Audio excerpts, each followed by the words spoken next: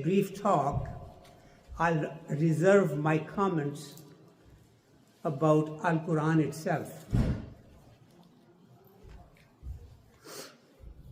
This is the book, the only book, that no human being claims to have authored or published or written or edited. Allah subhanahu wa ta'ala himself has written it and transmitted it through angel Gabriel to our beloved prophet. He recited it in the company of his companions. They memorized portions of it as they were revealed over several years. Book was finalized, then placed in an order which we believe is the order in which it exists, with Allah subhanahu wa ta'ala and Lawh Mahfuz. The miracles of this book, Al-Qur'an, are amazingly becoming apparent to us now when we scientifically analyze the syntax of different ayahs that are arranged, how many times certain words are placed, how many times certain things are repeated.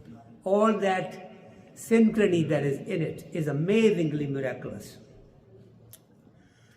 A very famous poet gives us an instructions about our life. He says, "Gar tumi khwahi, مسلماں زیستن نیست ممکن جز بقرآن زیستن." He says, "N کتاب زندہ قرآن حکیم حکمت او لادوال است و قدیم چون بجاں در رفت جہاں دیگر شود جہاں چون دیگر شد جہاں دیگر شود."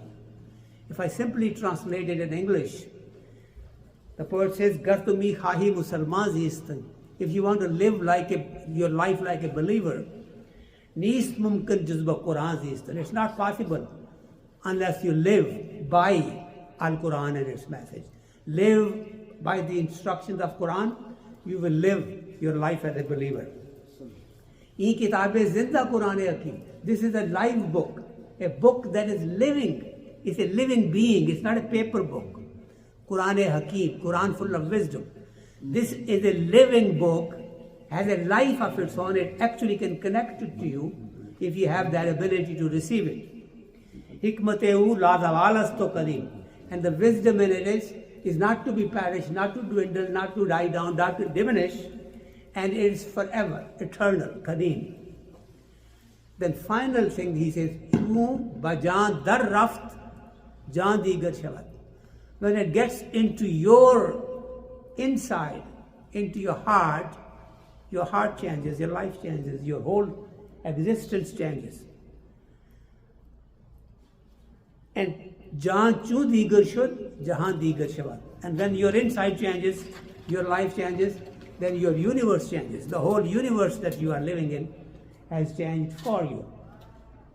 So, this is a book that was revealed, finalized, and came to us in this holy month of Ramadan. And we should actually connect with it. The people that have come before us, they have made so many things easy for us. And we have pretty much clear instructions as to what we should do, how should we connect. We have been encouraged that during this month, recite Al-Qur'an as much as you can. Salatul Tarawih for that purpose also. If you don't have times otherwise, at least if you join Salatul Tarawih after Isha prayer, then you will have listened to Al-Qur'an and then you can expand on it and then learn more from it as you get home. Lessons, brief summaries, instructions are given, and if you kind of take them to your heart and then develop on it, you make an intention that you want to connect to Allah subhanahu wa ta'ala. Allah subhanahu wa ta'ala at one place has mentioned it, that this is the connection to your connection to your Creator. So this is Hablullah, Allah, this is the rope of Allah subhanahu wa ta'ala. Connect to it and you will be connected to Allah subhanahu wa ta'ala. Depending on your intention, then you can achieve as much accomplishment as you can. And as you desire, remember If you cannot reach Allah subhanahu wa ta'ala, know that He can reach you. Ask Him to reach you. Ask Him to connect with you. And when you do that, you will be in, alhamdulillah, in a situation where you will feel very happy internally, and you would have really gotten the message from Allah subhanahu wa ta'ala. May Allah subhanahu wa ta'ala give us the wisdom and understanding so that we can connect to Al-Qur'an during this month.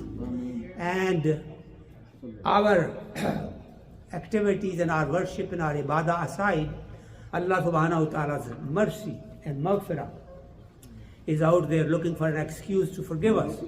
Just connect to it, and inshallah, Allah subhanahu wa ta'ala make life easy for us, make us happy, and open our eyes to what our responsibility should be. Jazakumullahu khair. Assalamu alaikum.